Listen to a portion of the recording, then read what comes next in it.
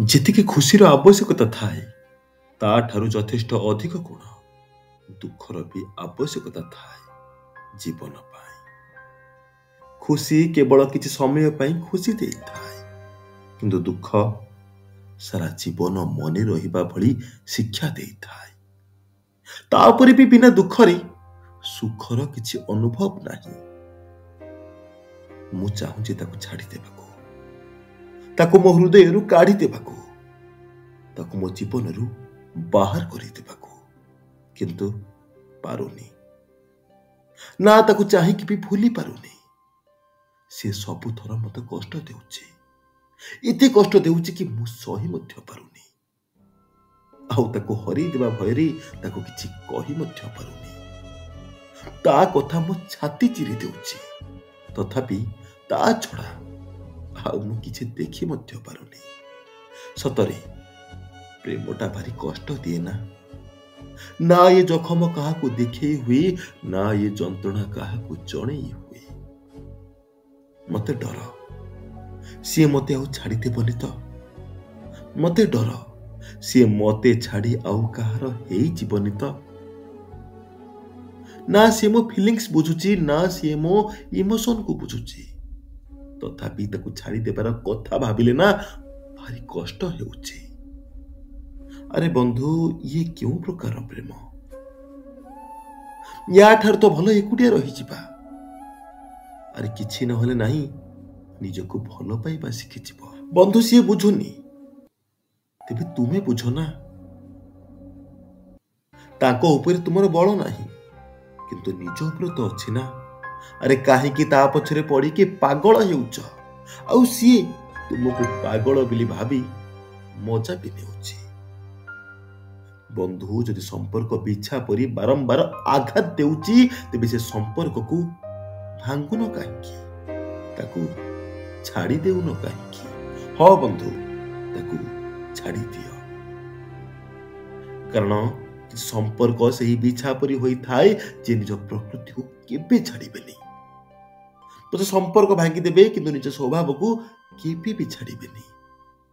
ତାଙ୍କୁ ତୁମେ ଯେତେ ଥର ବି ସୁଯୋଗ ଦେବ ନା, ସେ ସେତେ ଥର କଷ୍ଟ ଦେବ। ଜୀବନ ଡିପ୍ରେସନରେ କଟିଯିବ ବନ୍ଧୁ। ତୁମେ ତାର ସବୁ କଥାକୁ ହସିକି ମାନିଯିବ, ଆଉ ସିଏ ତୁମକୁ କନ୍ଦେଇବା ପାଇଁ ବାରମ୍ବାର ଗୋଟିଏ ସୁଯୋଗ ଅପେକ୍ଷାରେ ରହିବ। ସିଏ ତୁମର କୌଣସି ଭାବନାକୁ ଆଦର କରିବ ନାହିଁ। ମୁଁ ବୁଝିପାରୁନି ବନ୍ଧୁ, ଏପରି ପ୍ରେମକୁ ତୁମେ ମାଗଣାରେ କାହିଁକି ମହତ୍ଵ ଦେଉଛ? ଯଦି ସିଏ ବୁଝିପାରୁନି, ତେବେ ତୁମେ କାହିଁକି ବ୍ୟସ୍ତ ହଉଛ ତା ପାଇଁ? ଦେଖିବ, ସମୟ ଆସିବ, ସିଏ ହିଁ ତୁମକୁ ବୁଝେଇବ କି ଅନ୍ଧା ପ୍ରେମ କେବଳ ଅନ୍ଧ କରନ୍ତି ବୋଲି।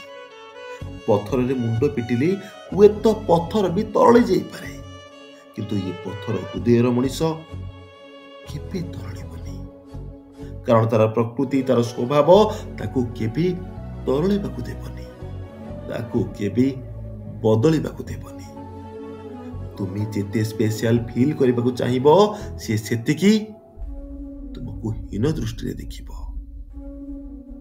ତୁମେ ତାକୁ ପ୍ରେମ ଭରା ହୃଦୟ ଦେବ, ଆଉ ସିଏ ତାକୁ ବାରମ୍ବାର ଗୋଇଠା ମାରି ତୁମକୁ କଷ୍ଟ ଦେବ। ସେ ଜାଣି ଜାଣି ଏପରି କଥା କହିବ, ଯେଉଁ କଥା ତୁମ ହୃଦୟକୁ ବାଧୁଥିବ। ମୁଁ ଜାଣିପାରୁନି ବନ୍ଧୁ, ଇଏ କେମିତିକା ପ୍ରେମ? ଯେଉଁଠି ପ୍ରେମର ମାନେ କେବଳ ତୁମେ ବୁଝିବ, ଆଉ ସିଏ ଖାଲି ତୁମ ହୃଦୟ ସହ ଖେଳିବ, ତୁମ ଭାବନା ସହ ଖେଳିବ। ଆରେ ବନ୍ଧୁ, ଏବେ ତ ବୁଝିଯାଅ, ତାର ସେ ଔକାତ ନାହିଁ କି ସିଏ ତୁମ ପ୍ରେମ ପାଇଁ ଯୋଗ୍ୟ ହୋଇପାରିବ। ନା ବନ୍ଧୁ, ସିଏ ତୁମ ପ୍ରେମ ପାଇଁ ଯୋଗ୍ୟ ହିଁ ନୁହେଁ। ଗୋଟେ କଥା କହିବି, ଯଦି ଏତିକି ପ୍ରେମ ନିଜ ବାପ ମା କିମ୍ବା ଆଉ କୌଣସି ଭଲ ମଣିଷକୁ କରିବ ନା, ସିଏ ବୋଧ ହୁଏ ସାରା ଜୀବନ ତୁମକୁ ମୁଣ୍ଡରେ ମୁଣ୍ଡେଇ ବୁଲିବ। ବନ୍ଧୁ, ତୁମେ ୟାଠାରୁ ବେଟର ଡିଜର୍ଭ କରୁଛ। କାହିଁକି ବେକାରରେ ଭୁଲ ସ୍ଥାନକୁ ନିଜ ହୃଦୟ ପାଇଁ ରିଜର୍ଭ କରୁଛ? କେତେ ଆଉ ନଇବ? ଦିନ ଆସିବ ଏମିତି ନଈ ନଈ ଅଣ୍ଟା ବି ଭାଙ୍ଗି ଯାଇଥିବ। ମାନେ ସମସ୍ତଙ୍କ ନଜରରେ ତୁମେ ସବୁଦିନ ପାଇଁ ପୁରା ନଇ ଯାଇଥିବ। ବନାଅ ବନ୍ଧୁ, ନିଜକୁ ବନାଅ। काहेकि अन्य पाखे निजको सारुच।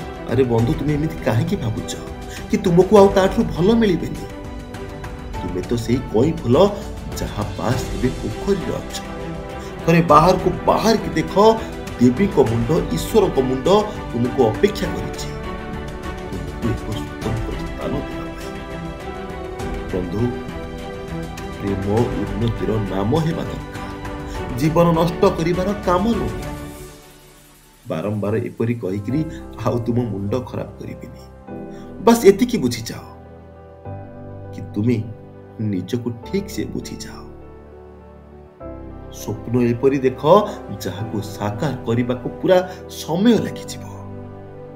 जेमिति फालतू लोकों पाई तुम पाखरे समय नथिबो, दुखी हेबार कौनसी कारण नथिबो। बास थिबो जदि केवल निजर उन्नति थिबो, निजर भविष्य थिबो, सब निजर थिबो। आज पे एतिकी भल लगी सब्सक्राइब करंतु, कमेंट रे मतामत निश्चय जणातु। एति तो जानि नियंतु कि जेउ संपर्क दरकार रु अधिक कष्ट दे थाए ताको छाड़ी देबा उचित। नहले एपरि कष्ट सारा जीवन जाक भोगिबाकू प्रस्तुत रहिबा। भल लगे लाइक करंतु, अन्य मन सह शेयर करंतु। जय जय जय श्री कृष्ण।